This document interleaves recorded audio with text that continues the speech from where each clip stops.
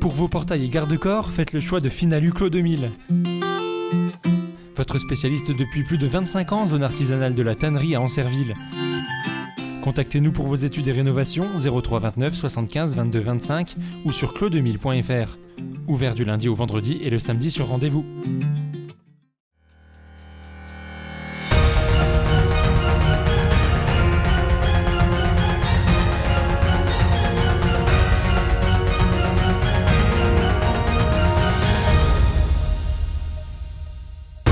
Bonjour à tous, nous sommes le mardi 7 juillet, soyez les bienvenus dans votre journal. Voici les titres de cette édition. Un air de grandes vacances avec la réouverture des centres de loisirs. Dès le début de ce journal, nous irons du côté de Louvemont, en Haute-Marne. Et nous terminerons cette édition en partant à la découverte de la commune de Sermaises-les-Mains, dans la Marne.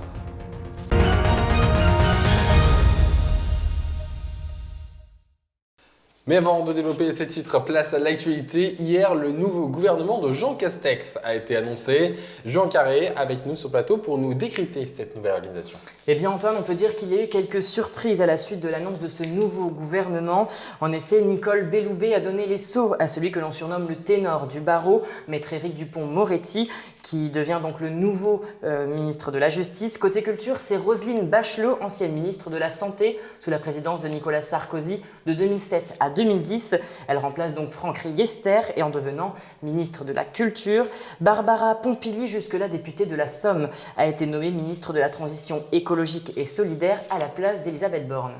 Elisabeth Borne qui reste malgré tout au sein d'un ministère. Exactement, Antoine, elle devient ministre du Travail et à ses côtés Brigitte Kinklert qui fait partie du coup de la région puisqu'elle est originaire de l'Alsace, mais ce n'est pas la seule à changer du coup de poste puisque Julien de Normandie qui était ministre auprès de la ministre de la Cohésion territoriale Jacqueline Gouraud devient ministre de l'Agriculture et de l'Alimentation et remplace donc Didier Guillaume. Quant à Jacqueline Gouraud, elle reste au même poste. Sibeth Ndiaye, porte-parole du gouvernement, a été remplacé par Gabriel Attal, qui lui était secrétaire d'État auprès du ministre de l'Éducation nationale et de la Jeunesse, M. Jean-Michel Blanquer. Et enfin, Christophe Castaner n'est plus au ministère de l'Intérieur. Il a été remplacé par Gérald Darmanin, qui lui, avant, était au ministre de l'Action et des Comptes publics. D'autres ont échappé à ce remaniement et sont restés dans leur ministère. C'est ça, c'est le cas pour Jean-Yves Le Drian, ministre de l'Europe et des Affaires étrangères, Jean-Michel Blanquer, ministre de l'Éducation nationale, Olivier Véran, ministre des Solidarités et de la Santé, Bruno Le Maire, ministre de l'Économie et des Finances, ainsi que Florence Parly, ministre des Armées. Merci Julien pour cette présentation de ce nouveau gouvernement. Et avec nous par téléphone, Gérard Longuet, sénateur de la Meuse et ancien ministre de la Défense sous le président Nicolas Sarkozy. Bonjour Monsieur Longuet. Alors première question, quel regard portez-vous sur ce nouveau gouvernement ? Je considère que ce gouvernement, c'est l'expression du pouvoir absolu du président de la République et ce gouvernement n'existe que parce qu'il a été voulu par le président de la République. C'est pas un gouvernement de rassemblement des Français, c'est pas un gouvernement où on s'efforce d'associer des courants politiques, c'est un gouvernement où le président de la République met sa patte personnelle. Le chèque sera le chèque du président, le succès sera le succès du président. Mais alors que pensez-vous de l'avocat maître Dupond-Moretti en tant que garde des Sceaux ? C'est une personnalité qui existe en dehors d'Emmanuel Macron et Emmanuel Macron a cependant fait le choix de le retenir, sans doute pour lui demander de conduire une politique de la justice indépendante des magistrats et j'espère aussi des avocats. Et concernant Madame Bachelot à la culture ? Madame Bachelot, qui est une femme de caractère, qui est une femme originale, qui a été ministre de la Santé au moment de la crise du H1N1, cette maladie, là encore venue d'Asie, a montré qu'elle avait de la personnalité et qu'elle n'avait pas toujours tort. Elle a été nommée non pas à la santé, mais à la culture. C'est une décision assez spectaculaire. Moi, je lui souhaite une grande réussite. C'est un choix, mais là encore, c'est un choix personnel du président de la République. Je suis certain qu'il ne se trompe pas. Mais enfin, c'est quand même un choix personnel. Ça ne correspond pas du tout ni à un projet de culture, ni à un projet politique. Et dernière question, avez-vous été surpris par le remplacement de Christophe Castaner, alors ministre de l'Intérieur ?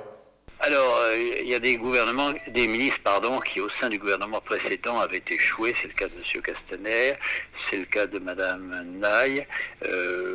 Qu'on les voit plus n'est pas une perte. Merci beaucoup, monsieur Longuet. Des noms déjà donc connus qu'il faudra donc retenir à présent. Exactement. Et Antoine, à ce sujet, sais-tu combien de ministres ou de secrétaires d'État se sont rendus sur notre territoire sous le gouvernement d'Édouard Philippe? 2, 3. Eh bien, effectivement, ce sont 3 ministres, 4 secrétaires d'État, ainsi que l'ancien Premier ministre Édouard Philippe. Il était venu en 2017 visiter la base aérienne 113 de Saint-Dizier. Et 2 ans plus tard, en 2019, c'est Florence Parly qui est venue également sur ce même site. En novembre 2018, Geneviève Darrieussecq, secrétaire d'État auprès de la ministre des Armées, était venue à Vitry-le-François dans le cadre des commémorations du centenaire de la Première Guerre mondiale. En juillet 2019, c'est Laurent Nunez, secrétaire d'État auprès du ministre de l'Intérieur, qui est venu à Saint-Dizier pour rencontrer les forces de l'ordre bragards. Quelques mois plus tard, le 25 octobre, c'est son supérieur qui est venu à Vitry-le-François afin d'inaugurer la nouvelle caserne de gendarmerie. Et enfin, un mois après, le 22 novembre, il est revenu dans la région, mais cette fois-ci à Chaumont, accompagné de Marlène Schiappa, dans le cadre des Grenelles des violences faites aux femmes. Et du côté de la Meuse, le département a également reçu la visite de Jacqueline Gouraud à Ligny-en-Barrois pour l'inauguration de la maison France Service le 16 janvier 2020. Et enfin, le dernier à avoir mis les pieds sur le territoire, c'est Adrien Taquet le 7 février 2020 à l'hôpital de Bar-le-Duc afin d'évoquer le thème de l'accompagnement à la parentalité. Merci beaucoup Julien pour toutes ces explications. Tout autre chose à présent, le centre de loisirs de Louvemont accueille chaque été une trentaine d'enfants de 3 à 14 ans. Cette année, il a fallu relever le défi des contraintes imposées par le Covid-19 et trouver de nouveaux moyens d'occuper les enfants. Un sujet signé par toi Julien. L'heure des grandes vacances a sonné pour les enfants. Depuis le 6 juillet, nombreux sont ceux à avoir pris le chemin des centres de loisirs. Et pourtant, lors du confinement, la réouverture des centres de loisirs était floue. On a eu un petit peu peur, oui, effectivement, oui, mais on a été rassurés. Puis les responsables du CHM nous ont dit que c'est possible, donc évidemment avec les mesures adéquates. Il y a quelques semaines, un protocole sanitaire a été rédigé et allégé, un vrai outil pour la directrice. Plus les protocoles tombaient, plus on disait il faut ça, des visières, on a des visières, des masques pour les animatrices. Enfin vraiment, non, on a tout de suite. Et la commune était aussi positive et motivée pour justement aussi ouvrir le centre. Donc quand on a tout le monde qui nous suit, c'est déjà plus rassurant. Le port du masque reste obligatoire pour les animatrices, mais également pour les enfants de plus de 11 ans. Des points de gel hydroalcoolique ont été posés dans les salles et des groupes ont également été formés pour une organisation des plus optimales. Donc nous, on a fait 3 groupes. Un groupe pour les plus petits, un groupe pour les 3-6 ans, un groupe pour les 6-7 ans et un groupe pour les plus de 8 ans. Pour Marion, c'est son premier jour dans l'animation, mais les mesures sanitaires ne l'effraient pas, même si le port du masque reste fastidieux. Non, il n'y avait pas d'angoisse, parce que c'est le même à peu près partout, dans les écoles, tout ça, donc non, ça va. C'est un petit peu dérangeant avec le masque, mais on s'habitue à force, ça va. Malgré toutes ces nouvelles règles imposées, cela n'empêche pas les enfants de profiter de leurs vacances. Un peu d'histoire avec ce reportage sur la commune de Sermaises-les-Bains dans la Marne. Aujourd'hui, une nouvelle équipe municipale vient de s'installer avec pour défi de faire revivre ce village. Au passé, vous allez le voir, très riche. Un reportage réalisé par Lisa Lamorlette et Benjamin Vieville. Sermaises-les-Bains est une petite commune de 1900 habitants dans le département de la Marne. Située à égale distance des villes de Bar-le-Duc, Vitry-le-François et Saint-Dizier, elle a connu tant la splendeur que la misère à travers son histoire. Autrefois ville thermale grâce à sa source, célèbre pour ses vertus, elle était un lieu incontournable jusqu'au milieu du XXe siècle. Son eau est mise en bouteille dans les années 1970 avant de faire des anciennes thermes un restaurant, une salle de danse et un bowling. En 1983, cela devient une discothèque nommée Magnum, mais désormais c'est un champ de ruines depuis l'incendie de l'établissement que l'on appelait alors H2O en octobre 2013. Et les destructions, les Sermésiens les ont bien connues. Après la Première Guerre mondiale, la ville est détruite à 80%, à tel point que cette fontaine semble être la seule à ne pas être touchée. Sermaises-les-Bains, c'est aussi le symbole d'une ville industrielle, avec sa cité ouvrière, sa forge, ses scieries, son chantier naval et aussi sa raffinerie. Dans la seconde moitié du 19e siècle s'est installée une sucrerie qui, après bien des remaniements, a définitivement fermé en 2015. À l'origine, c'était une toute petite boîte qui traitait l'alcool de betterave.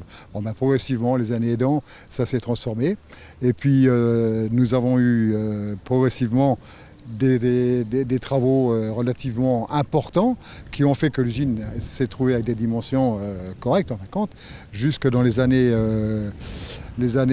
70 où il y avait la sucrerie qui existait, donc avec une campagne sucrière tous les ans, et la raffinerie qui traitait les sirops de la sucrerie en suivant. La sucrerie s'est arrêtée dans les années 70-71 et après donc c'est le conditionnement qui a été mis en place progressivement. Cette sucrerie est aujourd'hui une friche industrielle. Pourtant autrefois, c'était un des symboles de la prospérité de la ville.